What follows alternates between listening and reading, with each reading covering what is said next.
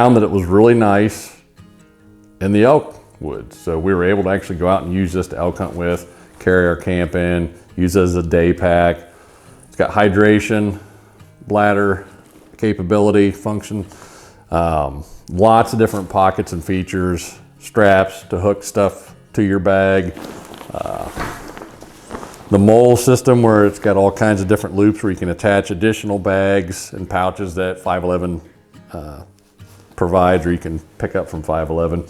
I just kind of want to run through all the strap features, pocket features, and stuff that are in the bag. So we'll start out down here at the bottom with one of the front pockets. This is what they call their lower pocket. Open it up. Massive lower pocket. Not a lot of separate pouches in this pocket, but just a really nice big open pouch. You can shove a ton of stuff in, your extra coat, extra pants, socks, food, depends on where you want to put your stuff, you know, however you organize your pack when you go out in the woods and hunt. Obviously, you're going to make those decisions, but great big pocket on their lower pocket here in the front. We'll kind of head up above that. This is what they call their admin pocket, I believe is what they called it. But this is where you could stick pens, paper, kind of administrative type stuff if you're gonna need to take that kind of stuff out in the field with you. Let's say your licenses, your tags, and your phone. If you wanted to carry a charger for your phone, or your Garmin for your nav, your GPS. It's got some nice little hook features if you've got anything you need to kind of lanyard in, like your keys, if you want to put your keys in here and then zip them inside of this top smaller pocket. Nice feature here. Lots of little pockets in here, and their admin pouch section. It's got attachable patch Velcro on the front here as well, so if you want to stick on some product patches, nameplate right here, you can stick that on if you had military nameplate. Got that Velcro spot for that.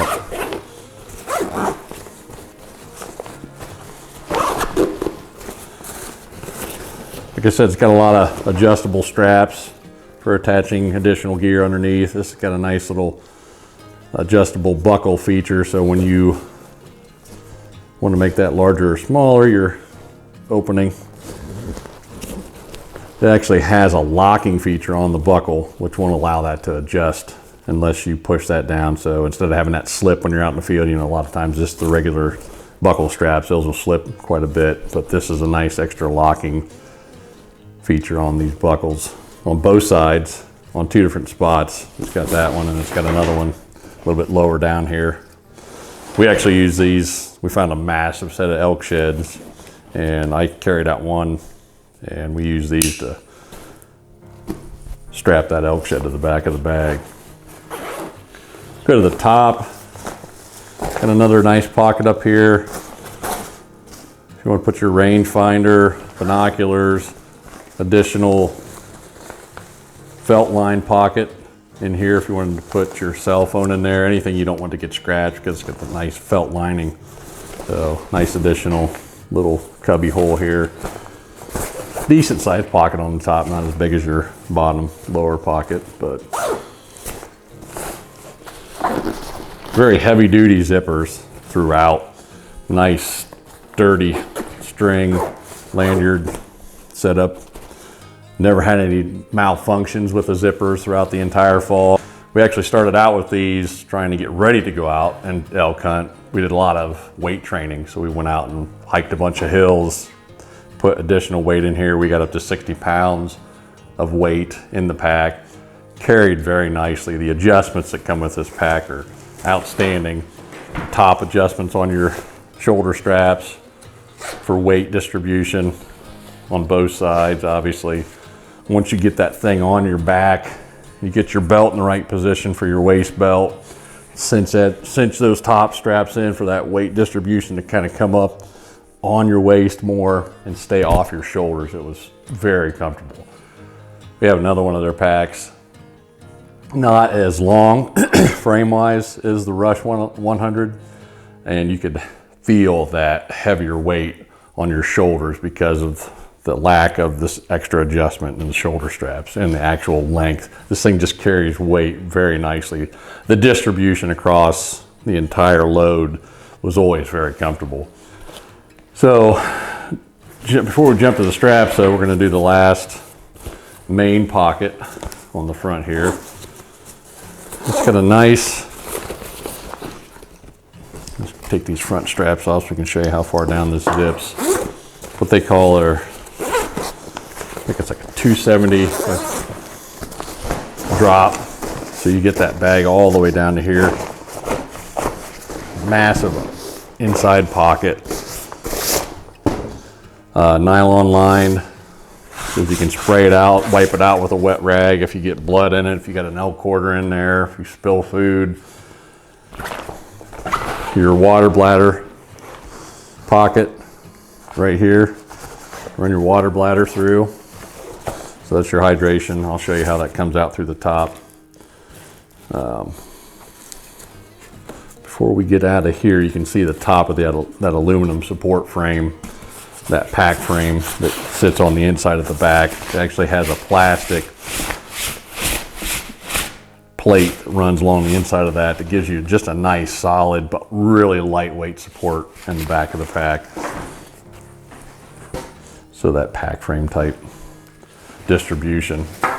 Extra pockets, extra pouches on the side, which they show on their site. These will actually, we never did this, but these can actually be detached, and you can use these as separate day bags. Let's say you pack in spike camp overnight, you just want to take your spotting scope or a meal and just some extra, maybe your first aid kit. Grab one of these, take it off, and use one of these bottom buckle straps to use it as a day pack. They had it showing just kind of hanging across their shoulder.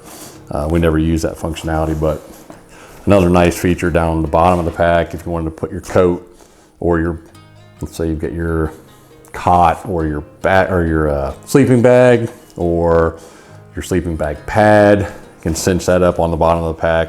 Gives you a little bit more storage options. Overall, just lots of different pockets and spots to store gear and distribute your weight and gear throughout.